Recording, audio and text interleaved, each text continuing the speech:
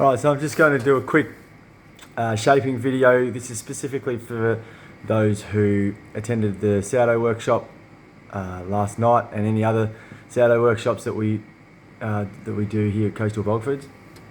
But yeah, this is just a slightly different angle to how I usually do some videos. But yeah, just a close up. Hopefully this will give a good angle on sort of the hands and what to do when you're shaping the dough.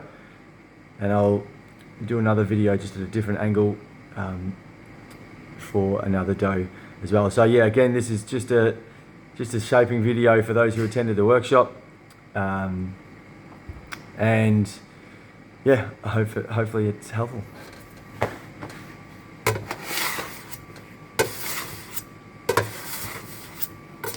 Once again, when you're shaping the dough, and if you've got your fingers stuck in the dough like that, just keep developing some tension on the dough.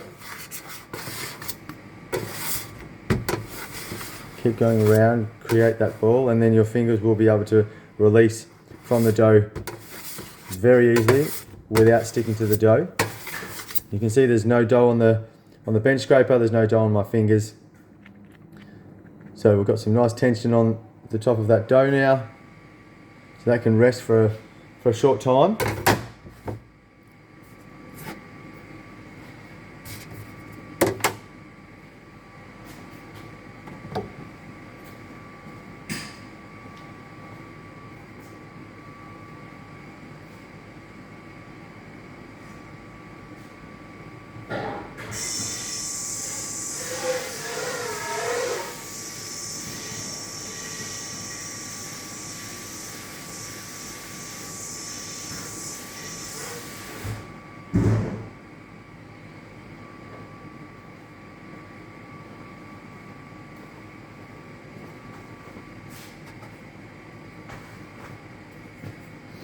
So ideally I would let it rest for longer than just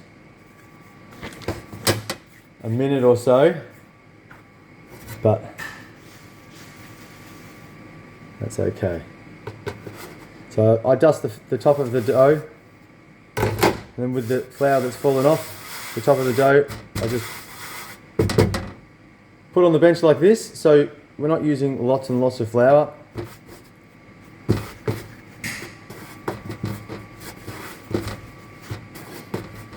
Gently massage the dough a little bit.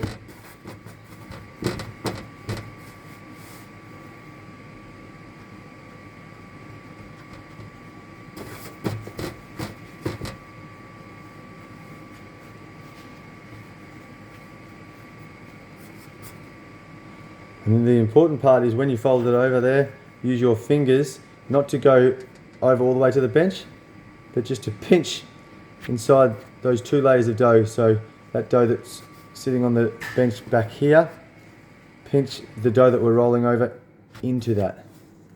So you can see that dough still there, and then once you've got good tension, you can roll it over like that. And you flip it up, control it with two hands, and lower it into your banneton.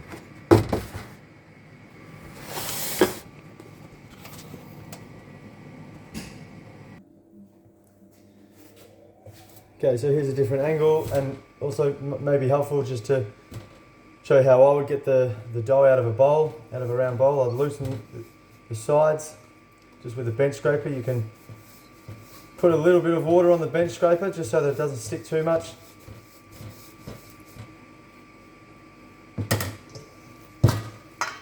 And Again, just gently get your fingers underneath it. Take it out like that. Okay, so again, the fingers there, the other hand, you bring the bench scraper to your other hand and then drag the dough towards you, which is gaining some tension, the surface tension on the top. Keep the fingers under there.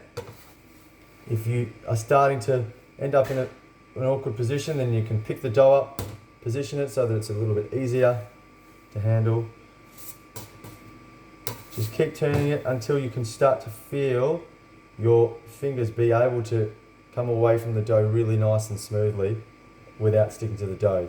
So instead of ripping your fingers out too early, just keep them there until the tension, the surface tension develops. Okay, so that's the pre-shape done. We'll go and rinse this bowl and then we'll put it in the banneton.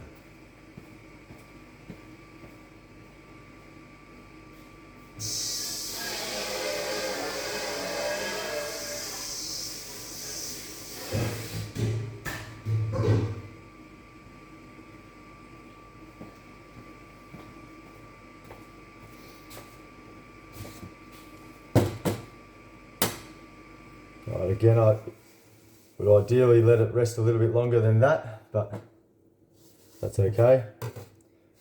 Flip it up, come confidently into your hand, lower it down on a little bit of flour on the bench. Just relax the dough a little bit, make it a little bit easier to work with. Bring the dough towards you.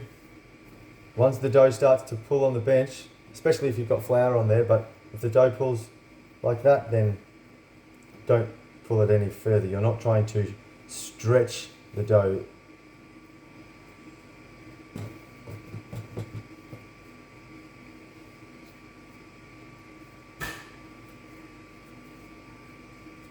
Nice and gently tuck that dough in at the back.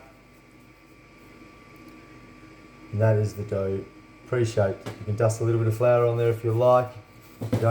You won't need to. If the dough is dry, I'll say dry. If it's not wet and sticky and easy to work with, you don't need it. You probably don't even need to line your banneton either.